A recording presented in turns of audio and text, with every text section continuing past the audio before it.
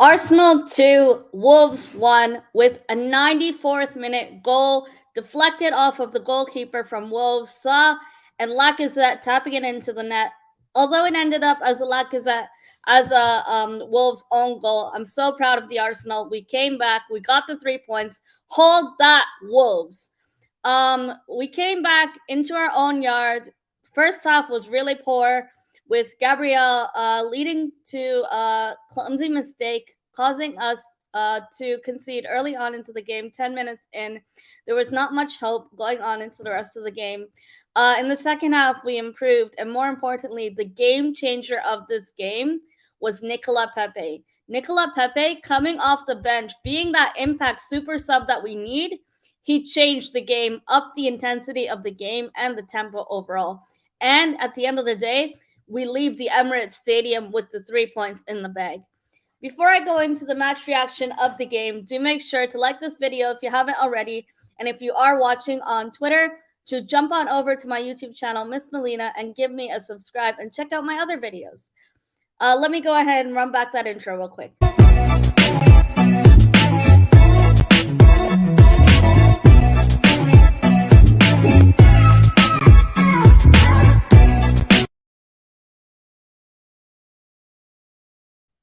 So that's right. Arsenal 2, Wolves 1 at home at the Emirates. 94th minute goal by Lacazette, giving us the 3 points. Although it ended up going as a Saw own goal, I will take the credit when and where it's due. I think the team performed well in the second half. We improved. We got our shit together. And Wolves, I'm not going to underestimate them because they were solid defensively. Defensively, they were a lot better organized and tidy than us.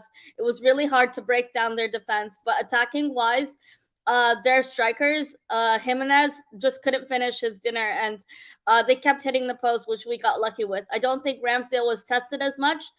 And overall, my man of the match from yesterday's performance was Martin Odegaard, equally tied with Nicola Pepe. I think Pepe was a game changer in that match, bringing him on as an impact substitution.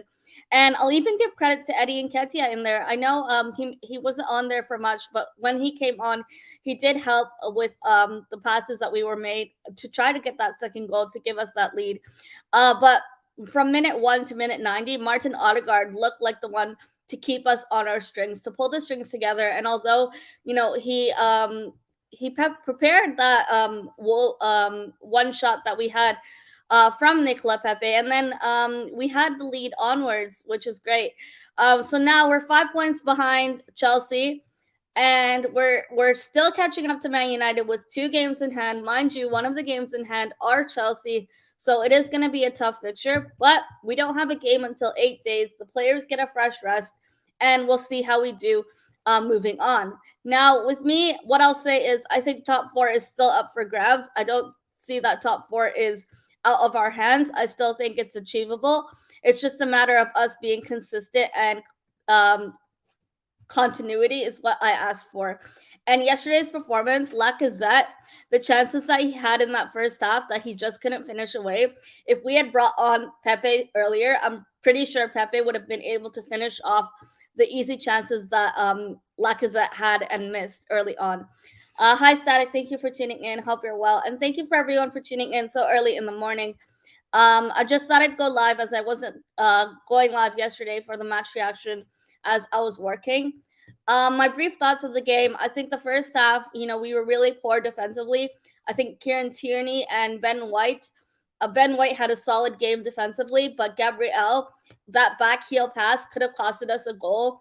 And I know Ben White could have done something as he was the closest player to him. Hi, Chris. Hope you're well. But it's a shame that it's good that didn't lead to a goal, but it's a shame that he was caught out of position like that. And those kind of individual errors you need to be careful of, because those could end up costing us the game, costing us a goal down, and to concede more goals than just one.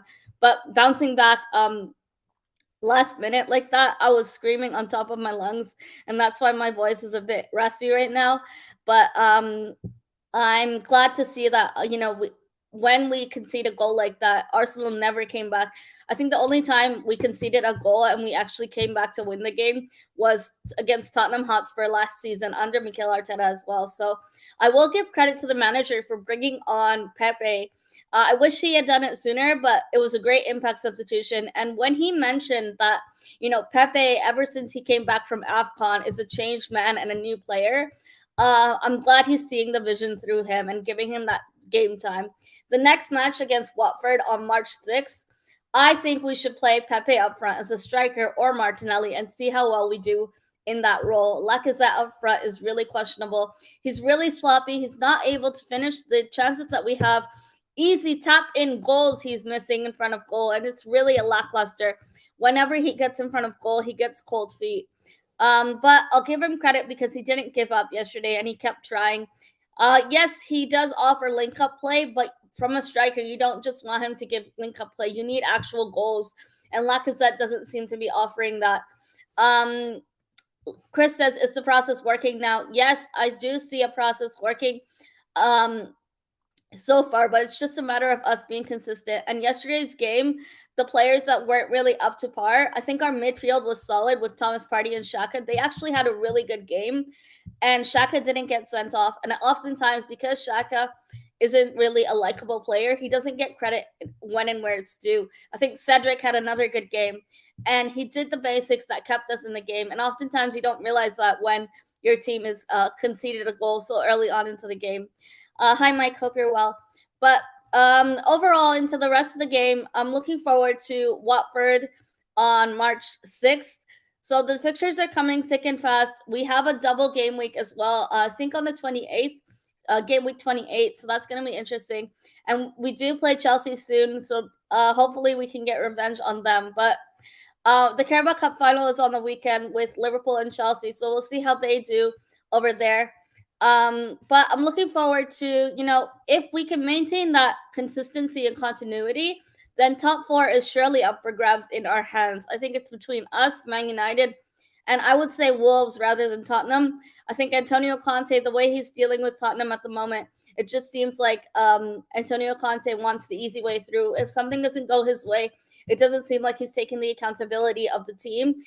Rather, when Arteta was, when we had a poor start of the season with COVID and injuries that happened to every team, Arteta took accountability for some of the changes, lack of man management that he had or poor directionness. So I think that's, a huge impact as a manager. You need to take some accountability. And I'm looking forward to the rest of the season and how well we will do. But I don't want to get my hopes up too much. I just want to see us be consistent. And that seems like a lot to ask for, especially, when our strikers are not turning up. Having to rely on Eddie Nketiah and Lacazette in front of goal isn't the way we should have been carrying our season. We should have signed a striker in January. But you could also say that we could play Pepe or Martinelli up front as a striker, and hopefully Arteta is able to see that vision and try to create something different. Thank you so much, Chris. He says, make sure to give this channel a sub if you haven't already, and be sure to smash the likes. I really appreciate it. I'm looking forward to, seeing whether we will get Champions League football. And you guys know, if we qualify for that Champions League spot in the top four, we would be able to sign more players that, are seeking Champions League football. And it'll be interesting in the summer window because we got rid of a lot of our wages to see, whether we are going to sign a top quality striker already experienced in the Premier League, or whether we'll go for the likes of Yuri Tillemans. I think he's a great player, or even a Dominic Calvert-Lewin. I would be looking forward to. Hi, Jordan. Hope you're well, and good luck to Liverpool against Chelsea in the Carabao Cup. I don't want to see Chelsea win another trophy, so I hope Liverpool can do the job at Wembley Stadium on the weekend.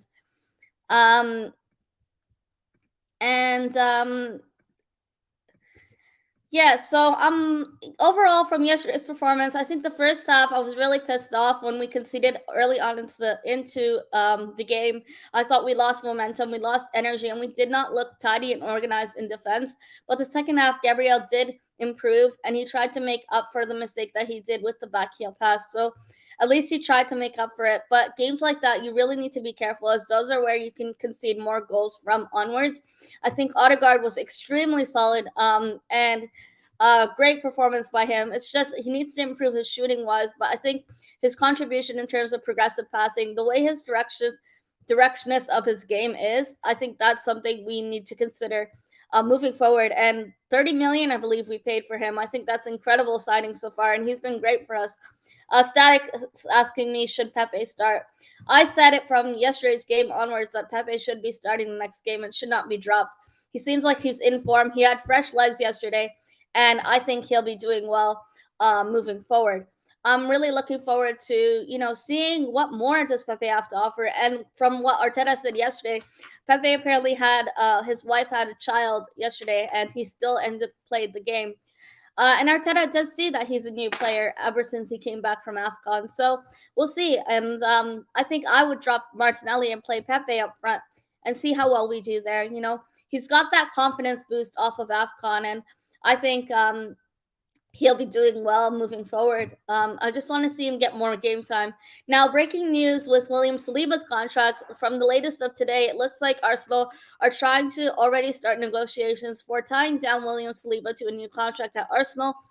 He is currently on loan in Marseille. And we'll see how well, he will integrate back with the Arsenal squad and hopefully be given a proper chance. You all know that he was only playing MK Don's friendly against us, with us, and that was it. That was all the game time he was given. So hopefully, he's reintegrated into the squad the same way Martinelli was reintegrated into the squad after he came back from a serious injury. So I'll give it to Arteta to see how well we do and to see the likes of William Saliba into our squad. The way we manage our youth and the way this team is building, I'm really impressed with it. And hopefully, we move upwards and onwards. Hi, Stephen. Hope you're well. Thank you for tuning in. But that's all for my match reaction today. Let me know your thoughts in the comments down below of the Arsenal versus Wolves game and the last-minute goal by Alexander Lacazette hitting the back of the net and getting us the 3 points. Although it was a deflected goal, I will take it at the end of the day. A win is a win. And again, the inconsistent officiating is what costed us this early on into the game, Gabriel Martinelli was fouled inside the box, but it wasn't even looked at by the VAR, which again, we already know it's when it comes to Arsenal, there is a lack of consistency in terms of officiating and refereeing, but we have to work with what we have. And next up, Watford away on March 6th. So 8 days of no Arsenal. We can relax and rest, and the boys get a break. And we'll see how we do moving forward. Hi, Leo. Thank you for tuning in. I am going to wrap up the stream now. Chris says you could get Tillemans, but you would have to be in the Champions League. Yes, and that's what I'm saying. Like, some of these players that we're linked to do prefer Champions League football, and hopefully we get that top 4 spot to try to attract better players. But I hope you all have a great rest of your day. Thank you so much for tuning in, and take care, everyone. Adios.